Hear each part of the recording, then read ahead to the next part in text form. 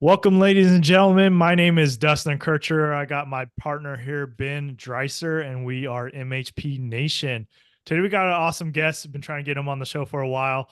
Uh, you guys probably see him all over the place. I know we do. You could also call him the Rhino Guy, but his name is Jason Ramshaw. So, anyways, you guys have seen his marketing is definitely stands out. He's sending out deals all the time. They got deals. So, Jason, we appreciate you coming on show and looking forward to a conversation.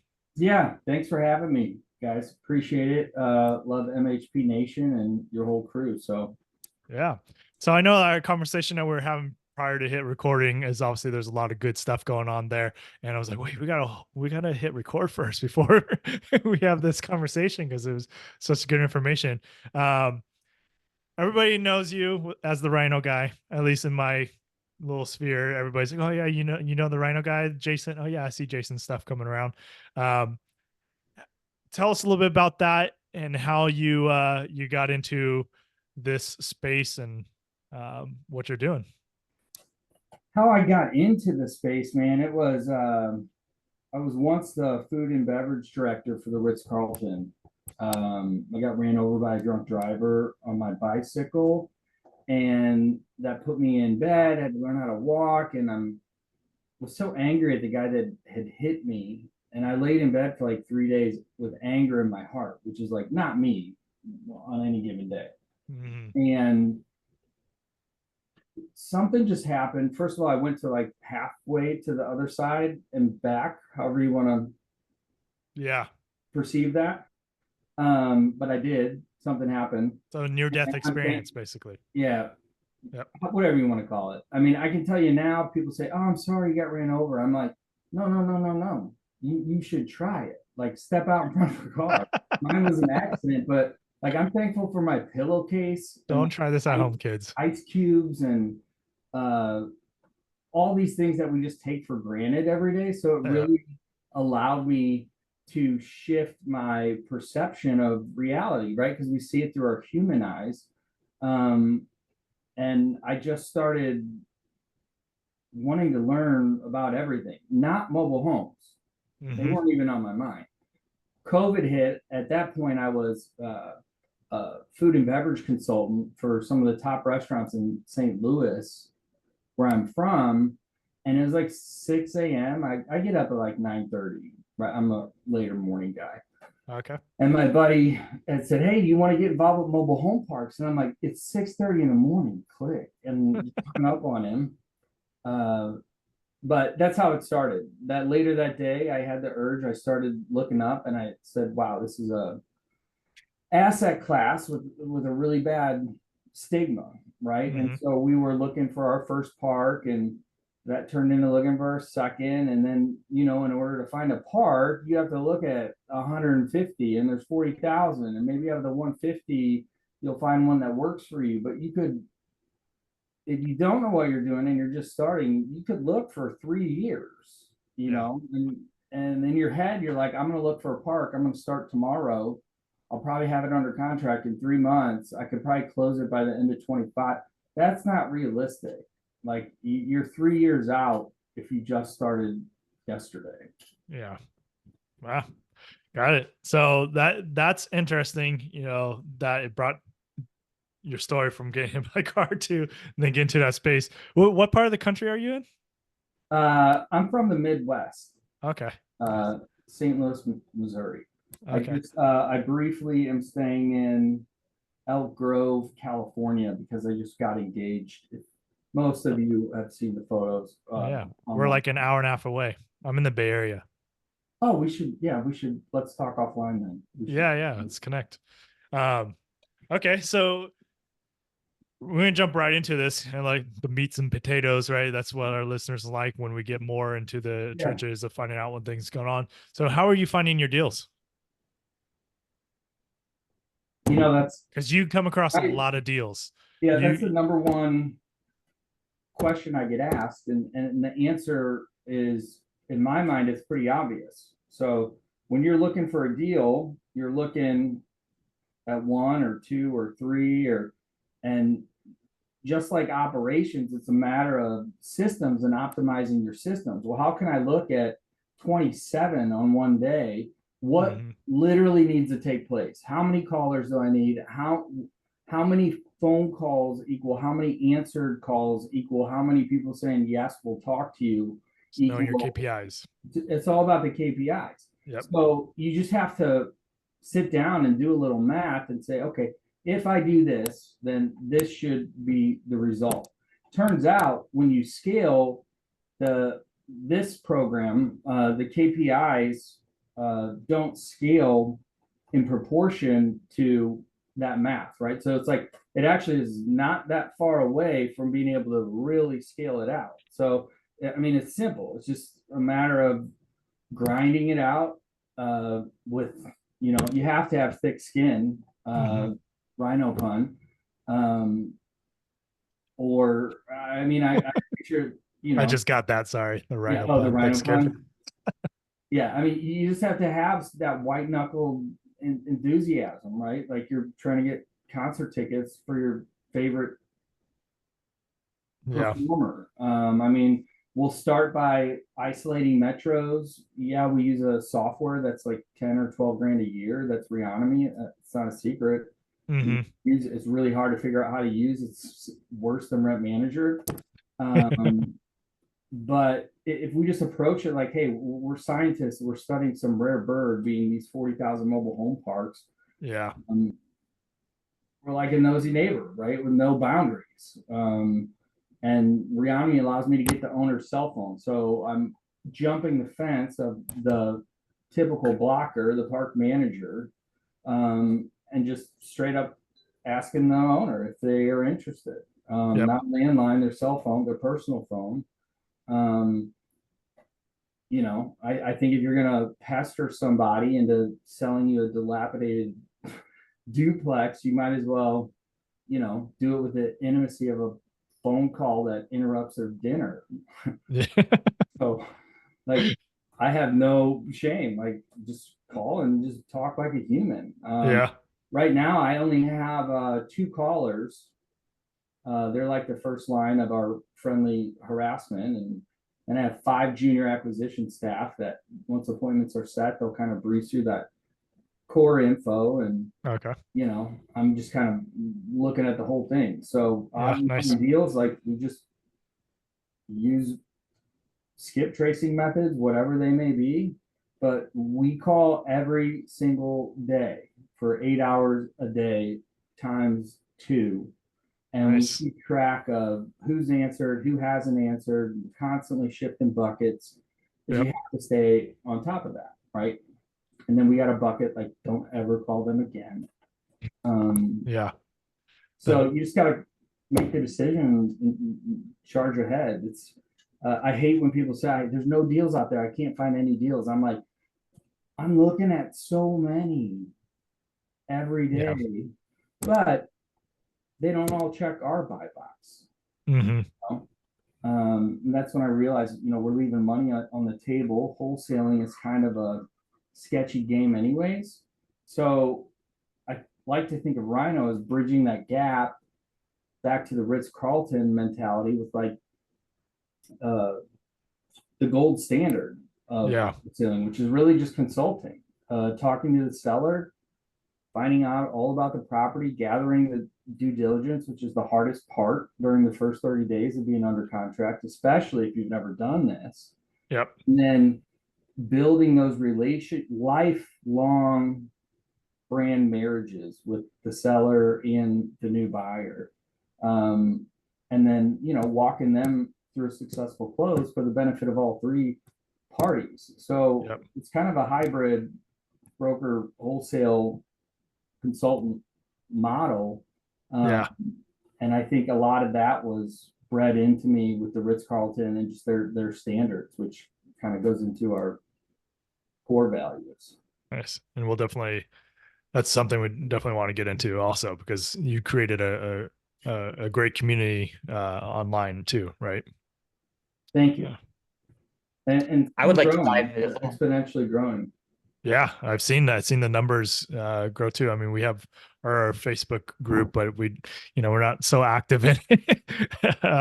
But we've seen yours, and we're like, oh yeah, because you're putting the time in for it, so we get it. Yeah, that's almost a full-time job, dude. Yeah, yeah. Oh yeah, you're extremely active, and that's something that we kind of wanted to touch upon first. You said you had two callers that are making calls full time. Are these outsourced, like Philippines, or are these native English speakers? Can you dive a little bit how the team looks and those five acquisition or junior acquisition specialists?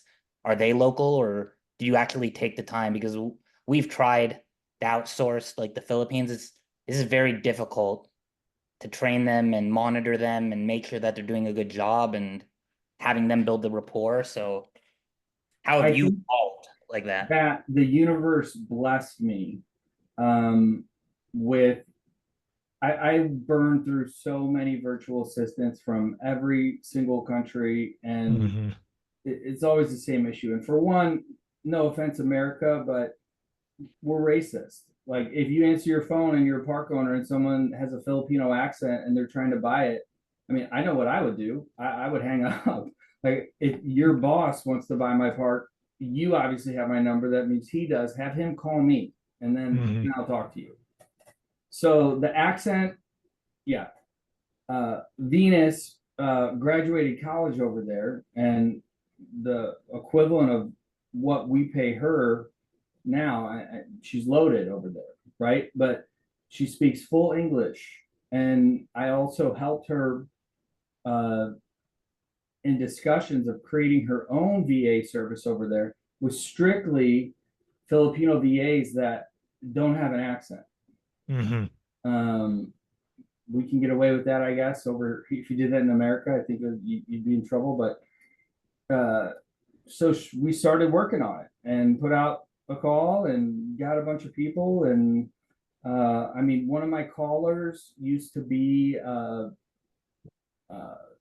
work for Verizon, right? And you know when you get pissed at the Verizon person and they can't figure it out, and when you get my supervisor, like the mediator, right, the one that can solve the problem and get yelled at and stay calm emotionally, it Yeah. was her. She was like the number one supervisor in her crew. So when she told me that, I'm like, so you're used to getting yelled at by Americans on the phone?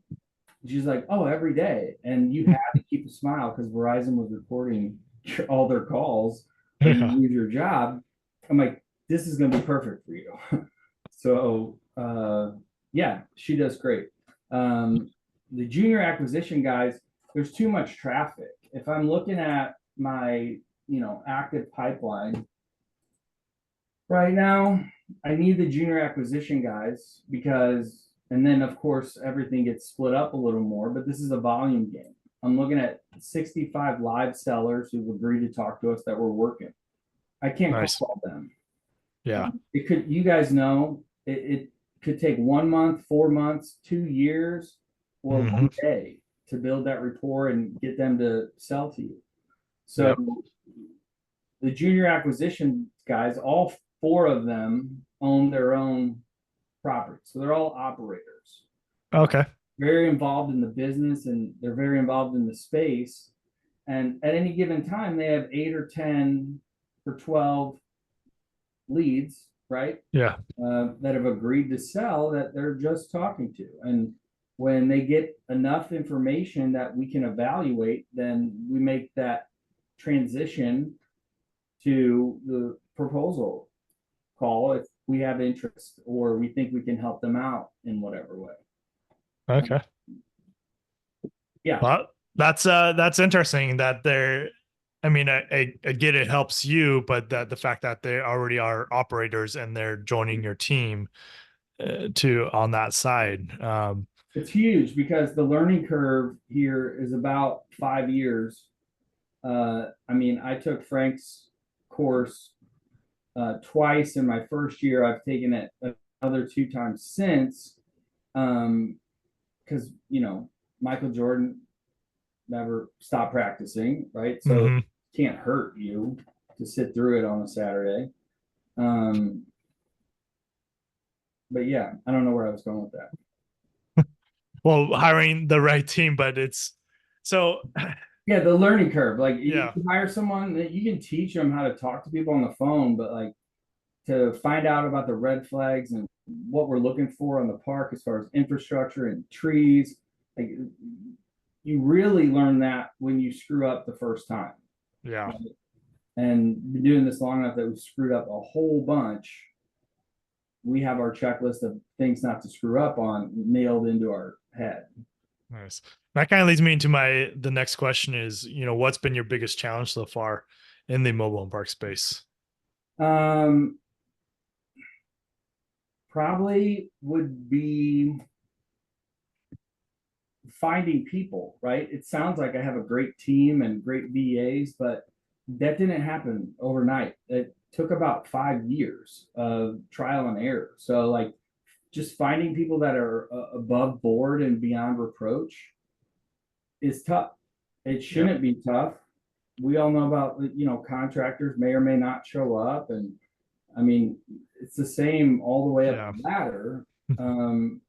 Integrity to me in this industry is so important because it's so small. There's 3 degrees between all of us.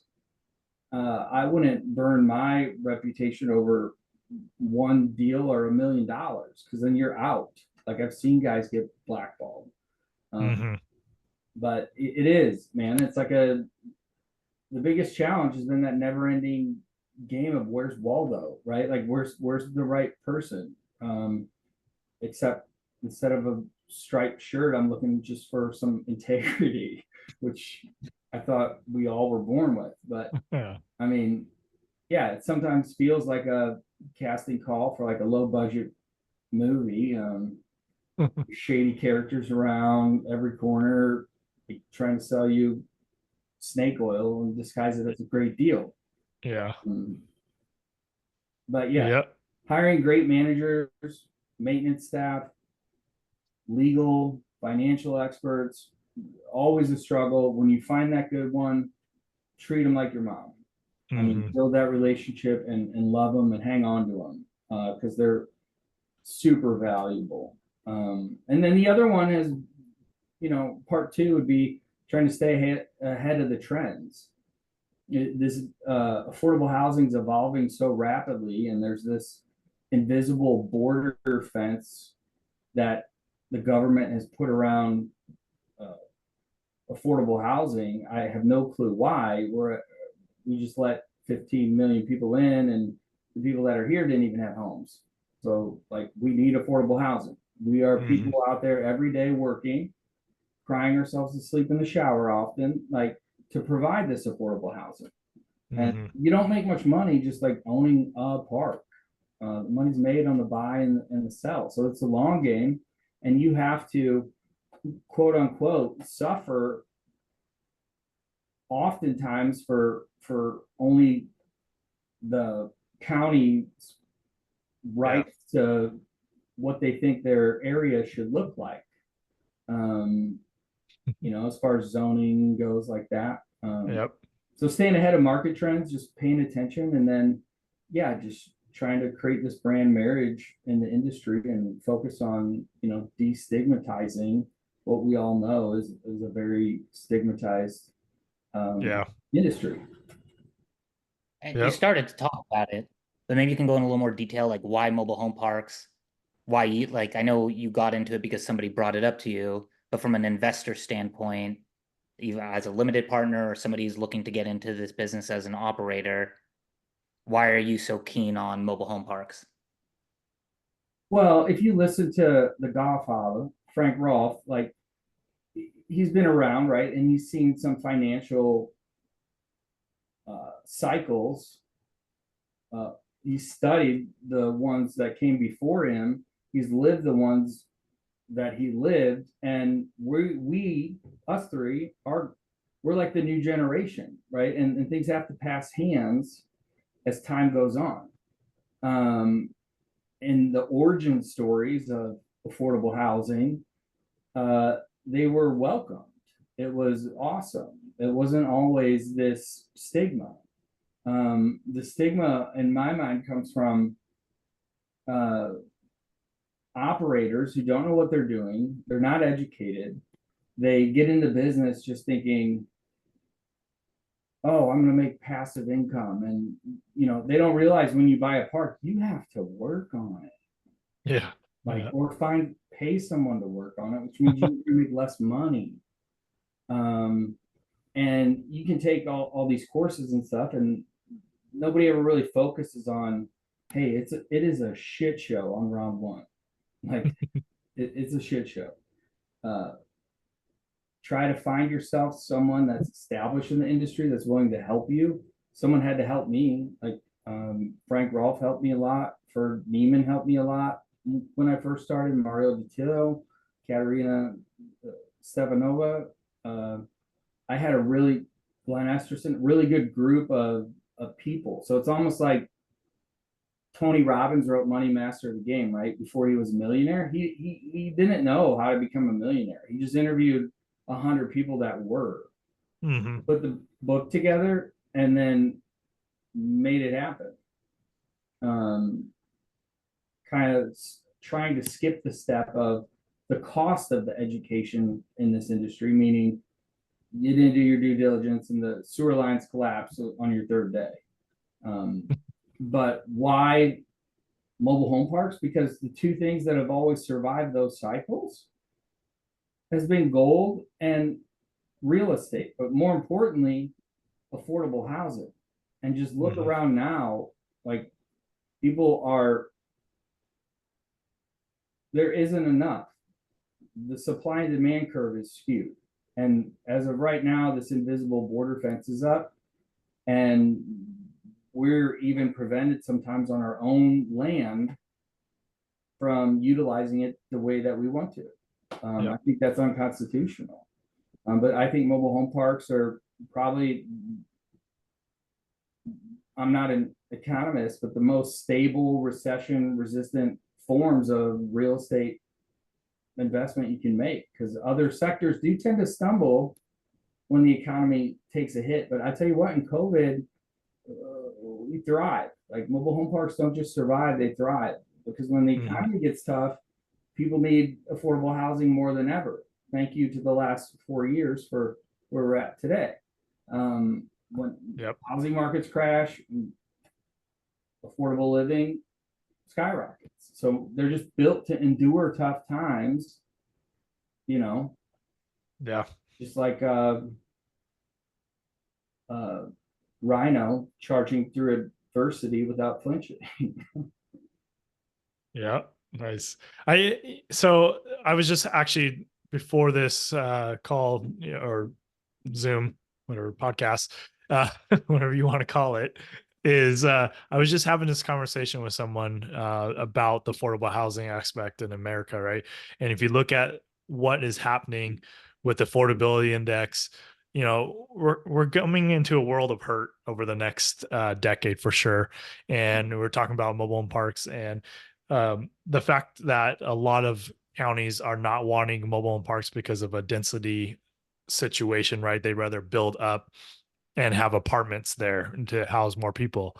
But that doesn't factor in long-term affordability, because if you factor in that if you're going to have tenant-owned homes and you're selling off the home, well, there's going to be a point where they now no longer have payments on that place. And so it becomes even more affordable to live, whereas a tenant is not going to be able to be in that situation. So it is upsetting that, and you brought it up, that, you battle with counties to try and have these parks beautified, because I mean, we're dealing with one right now too, one of the parks, and we're having to go through and jump through a lot of hoops just to get this park to where it was in its former glory. And it's like, you do not. And so I know this is a little off subject, but are you doing any initiatives or working anywhere with, federal government or counties to endorse manufacturer communities or mobile home parks? No, I don't. I do know that I met the Missouri boots on the ground lobbyist and the Illinois boots on the ground lobbyist that's there every day, putting this stuff in front of whoever needs to see it. I mean, between the Rhino and everything else, that's a huge project to Yeah. undertake. I'd rather more raise awareness by just screaming, why is this invisible fence up, and Yep. getting people aware of it. And I, that's huge. I mean, just bringing awareness with the seat that you're in, right? You know the marketing side, you know how to attract people to your communities. And so just by speaking about it and talking about it, I think that's very beneficial. yeah, I mean, I think maybe I could maybe get a plug. My dad's a lobbyist for the United Association, like all the unions, but I, I Hmm. don't I don't want to get into that. And really, when you talk to these counties, they either don't care and you can do whatever you want. They tell you they don't care, but they go straight to their Wednesday meeting minutes and start changing things around, Yeah. or they tell you to get lost right off the bat. And uh, it's like having a conversation with somebody that's emotionally charged. Just relax. We'll talk in like 3 hours when you're calmed down. These people, you never calm down, and you can never talk to them. So the only way to handle it is to say, look, we're walking in with the municipal attorney, and that's kind of when they'll go, okay, all right. Like, and I've even told one county, one of my best friends, I helped him with about 200 pads, and this is in Missouri. But I walked in there with a printout of the 3 previous cases. I think the most recent one was in Ohio at that point, where they were trying to, if the home's vacant for 3 days, the lot's done. Okay. Mhm. And I asked them, do you guys want to buy this? No. If you don't give it to somebody young like us, these 85-year-olds, it's going to look worse in the next 5 years, and it's never going anywhere. So I Yeah. don't know what you guys are trying to do. But when I showed them those court cases, they stopped the meeting because all of them have gone to the Supreme Court, favored towards the operator, because it is almost a violation of our rights as landowners. And then at that point, if they don't listen, it's like, all right, we're walking with a municipal attorney. Now, we might not be paying him, or we might not be going all the way, any intention to, but nobody does that, right? They don't just say, all right, I'm getting, I'll show back up tomorrow with the municipal attorney, and then Yeah. we can talk. Let's put all this on record. You know? Yep. Yeah. There's a lot to it, and it's not an easy fix, that's for sure. No, it's not. But you are Ferg's you are really doing good a at great that stuff. job, and you are one of the most prolific out there as far as social media and such a presence and the Rhino. Can you talk about one, the Rhino, and then two, how you've become it honestly seems like there's 10 of you, and me and Dustin's like, how does he have the time to do all these different deals, post in every Facebook group? We see you everywhere all the time. You just make a statement. So if you could talk a little bit more about the Rhino and how you've become so prolific with your social media presence. Well, right now, in the past, I had built a brand that did really well, and I ended up transitioning with a new partner. And I wanted, so I already had done the the 2 years of making my mistakes on my first parks. Well, I kind of applied that same principle to the branding.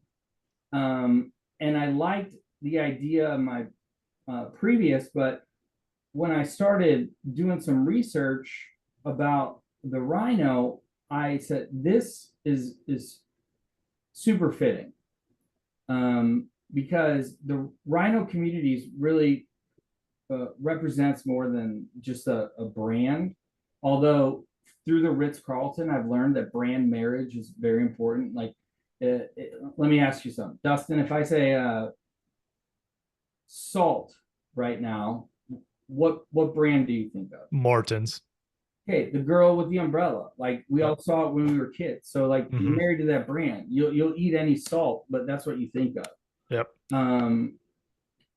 It really it's more than a brand, right? It reflects like the core of who we are, who we want to be, and how we want to approach affordable housing as leaders in the industry, but also as investors. And the rhino is just this, majestic animal. And it might look ugly and smell funny, and I don't really care about that. But the guiding principles that we operate on, and we, what's the system? I can't think of it now, but what's the system? It's an orange book, traction. Traction. Okay. Yeah. Yeah. So we followed that and we built our core values. And we kind of huddled them around the rhino. For one, that animal is so resilient and has so much strength. Yep. And if you want to survive here in what we do, then you have to be resilient and you have to be strong. Yeah. You have to listen. Rhinos like listen with this high pitched sound.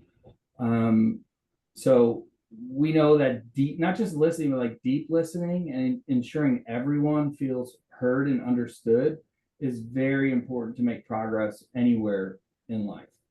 Rhinos are always hungry. Well, so are we. We want more of everything. We're always growth and new opportunities to improve included. They're a family unit.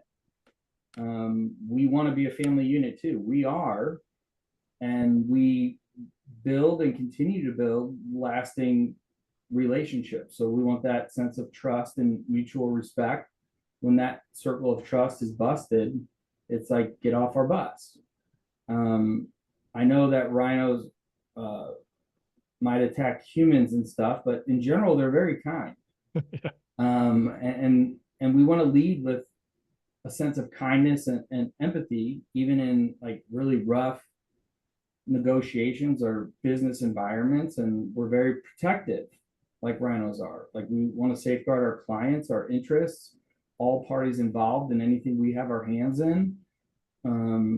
And again, they communicate not only through sounds, but through like this invisible energy, right? Yep. And we want to bring that calm, invisible energy to every interaction to influence the way we're communicating. So that, back to everybody feeling heard and understood, you have to have that good energy. Yep. And then rhinos, just in the wild, nobody's effing with them, right? They're well respected. So we want to dedicate ourselves to earning trust, continuing to keep the trust of those we have, and just providing service that doesn't just meet the needs of the individual, but we want to anticipate their needs and exceed them in any way that we can. And then on the pun, we want to always address the rhino in the room, right? Like, if there's a challenge or there's a problem, it's typically an opportunity for me, in my opinion, but we just challenge it head on with transparency and swift action. Yep. All right, so I'm a big fan of the rhino, and as a business statement, I know we were talking earlier, and I showed you the little porcelain statue thing I have on my bookshelf, and the main reason for that was when I started getting heavy in starting businesses, years and years ago, it was a rhino stood to me as like, you got to charge forward. You're gonna be hit with obstacles, but you just got to keep going. And a rhino is powerful enough to do that, right? And that came from, and I'm curious if you've read this book or heard about it, but it's called Rhinoceros Success by Scott Alexander. Have you heard of that book? No. So that was one of like the first books I read years and years ago when I was starting some businesses, and that's why I ended up buying that rhino statue. And I used to have another one that was actually in front of my house, or in my house, not in my office. And my wife actually bought that and put it up, but unfortunately it fell down and broke. So That's cool. It's like Dave Ramsey did the forward. yeah, he later on he did. The book's been around since like the 80s. Um, In the cart. I'm gonna order it. but yeah, you should. Yeah, it's all about like, look, you're gonna face obstacles in business and in life, and the only and why the Rhino stands out is because it just keeps moving. It just keeps plowing through obstacle after obstacle, and that's what you're gonna have to do, right? It's a very short book, very short read, but it's kind of like the mindset, like, look, this is what's gonna happen. You got to deal with it. So, but I love it. I love and thanks for explaining your guys's core values and how it relates to the Rhino, because that, everything about the Rhino. It has nothing to do with mobile home parks. No, it doesn't. But the way that you prefaced it to as core values and a community absolutely makes sense. And I never thought that much further into why the Rhino is such a significant icon in the business world. And you're taking that, and kudos to you for seeing that, picking that Rhino as the animal to do it, because it stands out. Like I said, mentioned earlier, introduced you as the Rhino Guy because they know everybody knows as the Rhino Guy, right? But He's obnoxious, like he posts too much, but you know who he is. no, they say, "Have you seen the deals from the Rhino Guy?" Seriously, that's what people have said to me when say, "Hey, I'm looking for some deals." They say, "Oh, have you seen the Rhino deals?" I said, "Yeah, I've seen some." Yep. So everybody knows who you are. Maybe don't know your name, but Yeah, that's okay. that doesn't really matter, right? Yeah. Not me. Yeah, it's about the Rhino charging forward. Yeah, exactly. On a So, side note, do you know if you looked at you're a fan of rhinos? Do you know what crash is? crash? Yeah, I just found this out. No. So that's a group of rhinos. Mm. So one rhino can probably take down a fence, but if it's a border wall around affordable housing, you're going to need a crash of rhinos. So you got to team up. Yeah. Whether it's you, him, or me and you, or I mean, at that point, the more the merrier, because the more in the crash, the stronger the crash. Yep. And that kind of goes, I'd like to touch on the stigma for 1 second. Yeah, for sure. Um, but I've been so aggravated since I started in this industry when people say, "Hey, what do you do?" and you say mobile home parks. Like the look on their face is so depressing. It's they either are like, you're some kind of slumlord, or they have no clue what you're even talking about. And so then you're forced into like an hour conversation explaining what you do, trying to, teach a VA everything you know about mobile home parks in 2 hours. And so I just say real estate for the most part, unless it's someone that I'm invested in, then I'll tell them a little more. But the stigma has kept me up at night for so long that I wanted to just scream it out. And I think I get my point across on social media, but I don't know if that's a large enough audience. So the crashing mobile home parks, crashing is the crash, is what I just published regarding the stigma. And it is just an introduction to affordable housing. And this is the book that, because we were going to talk about that. Is this the book that you wrote recently? Okay. Yeah, it's one of I've written four. Two are published, the third and fourth are coming. So it's like a 4-part series, but cool. It's really like satirical written. And I don't know if anybody's ever seen like Curb Your Enthusiasm, but I look at life like Larry David does.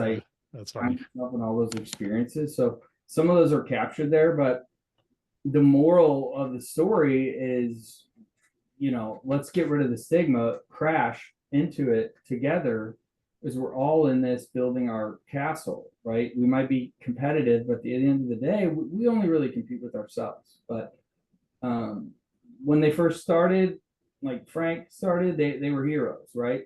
but for decades we're like the black sheep of real estate. Like if uh we're like the real estate guys that have just given up on life, and we wear sweatpants to the grocery store, like in people's eyes. But Yeah. uh, you know, Yeah, I see that, and my kind of thought on this is, uh, maybe it's a little different than yours. I'm like, I, one, I got into this asset class from a buddy who owns lots of parks and is a mobile home park appraiser. And this was years ago. And I just never did it because I was still busy with the single family. But I always enjoyed it because it was kind of the outlier of real estate. Like you said, it's got this stigma, but I enjoyed the affordable housing aspect of it. And so I always knew I was going to be, when I got to a certain level, investing for a cause, right? And not just investing just to make money, but more investing like, yes, of course, I still need to make money, but also investing to help others. And there's certain asset classes in real estate that you're able to do that. So to me, like having the stigma in the mobile home park, fine. If it's got it, I'm not here to try and convince anybody that mobile home parks, it's not run by bad people or whatever, because it's not, but I'm not here to try and convince people of that. It's more like, if you are interested about and see the benefits, you're going to research it yourself, and then let's have a conversation, and then if this is something you're truly interested in, because then I look at it as like, look, there's more deals and parks for people like you and I and Ben to transform and make them nice, safe, affordable communities again, right? And so I'm willing to take on that challenge, but I get like the stigma, yeah, it sticks there, but if somebody is that interested in it, they'll do their own research and realize it's not to do. and just to clarify on that, from an investor standpoint, or what we do daily, those aren't the individuals that I'm trying to convince of this thing. Got it. The greater good of the whole industry. So maybe if there's just a general population looked at it differently, this Yeah, got it. bullshit wouldn't be tolerated. Yeah, If they found out, like, if you want, if you're like, should I or should I not invest in mobile home parks, like, go talk to someone else first, and then once your foot's in the water, come talk to me, I'll help you out. yeah, Right. Right. I'm not going to convince, just like, yeah, I'm not going to convince you that you need to wake up, but I do think that with the crisis and right now the way it is, that kind of people are, at least it feels like this to me, waking up and like rubbing the sleep from their eyes and thinking, yeah, yeah, like nobody has anywhere to live. Maybe mobile home parks aren't just this quirky way to squeeze out a respectable return on investment. And what you said, like, you're investing, you're not playing the hero, but you're providing a solution at the same time for yourself and for the people without the housing. yep, Because clean, safe, affordable communities are probably more essential now than they were when they were created. yeah, And so, yeah, I don't know if it's a mission or if I just needed to get all those thoughts out of my head into a book to crash into that sigma. But yeah, so it kind of feels like, an old sitcom, and there needs to be some new thought process and leadership within the industry. yep. So how do people get a hold of this book that you've written, or even some of the previous books that you've written? Oh, if you just go to Amazon right now and you just Google or Amazon, like Rhino Mobile Home Parks, they'll pop up. For the metrics to get noticed, you had to supplement it with some. So there's like the adult coloring book for rhinos that I made, and then because it helps with like the Amazon KDP metrics. Okay, yeah. So those, go for it if you love rhinos and have some crayons. They were thrown together in about an hour. It's a good way to relax a little bit. But yeah, we're right. This is the first one launched like literally 2 weeks ago. Second one launched yesterday. Third one's launching next week.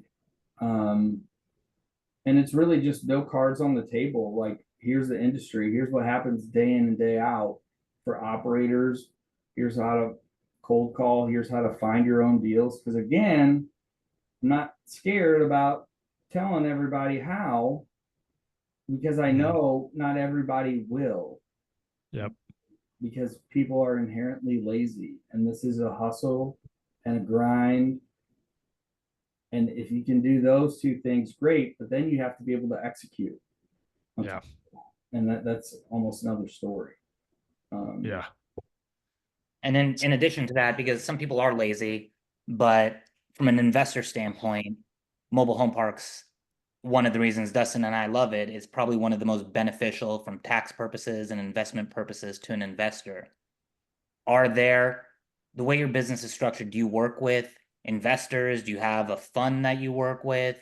Do you syndicate deal by deal? Can you talk a little bit how the structure when you're actually acquiring a park rather than just Yeah. wholesale? So if we decide it's a park that we're going to acquire, we can do it multiple different ways. I'm actually extremely open-minded and have probably done it every single way. I found out a long time ago when I'm looking at 120 deals, I'm not going to buy them, but I've spent 9 or 19 hours with the seller and someone is. So if I walk away, I'm leaving money on the table. Mm-hmm. So, I would never market a deal or daisy chain one or show a deal that's not under contract if I don't have control of it, because I don't want to burn myself or the seller. But all that money from the fees, which is well worth it in my opinion, if you think about how hard is it to find a deal, build the rapport, get the first 30 days of documents. Like when you show up, you're on day 60. But through that aspect of this industry, have earned additional income that wouldn't have had from work that we were already doing. Mm-hmm.